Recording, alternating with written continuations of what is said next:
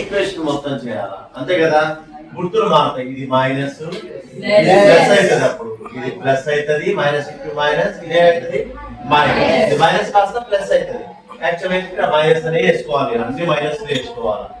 తర్వాత 6x minus 6x ఇప్పుడు ఏమైతుంది 3y, ఇది minus 4y, minus of minus అంటే ప్లస్ 4y. అందుకని ప్లస్ కన్ఫ్యూజన్ లేకుండా ఇక్కడ ప్లస్ అని రాస్తున్నాం పక్కనే, అంటే మైనస్ ఇంటూ మైనస్ ప్లస్ అవుతుంది.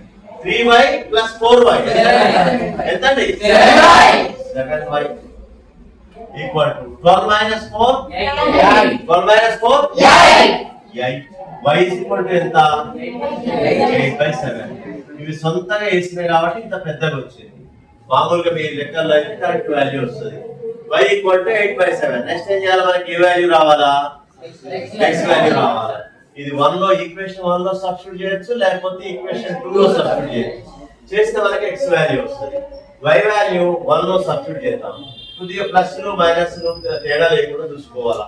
చేస్తే y వాల్యూ ఒకటి చేస్తున్నాం. ఫస్ట్ దాంట్లో చెప్పండి 2x ప్లస్ చెప్పండి 8/7 ఈక్వల్ టు 4 అంతే కదా. తర్వాత దీని LCM 7 తీసుకుంటా అనుకోండి, ఏమైతుంది అప్పుడు 14x plus 8 equal to 4.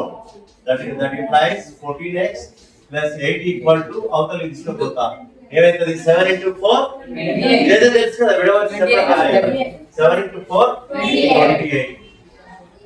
14x equal to 28 minus 8.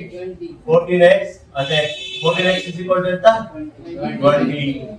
x is equal to ఎంత 20/14 అంటే ఎంత పోతుంది మనకి 10 జా 7 జా.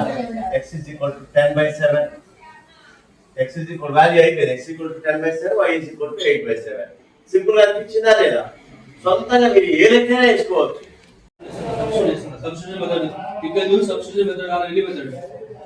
Elimination method or substitution method. Any method by using any method you can solve the equations. Substitution.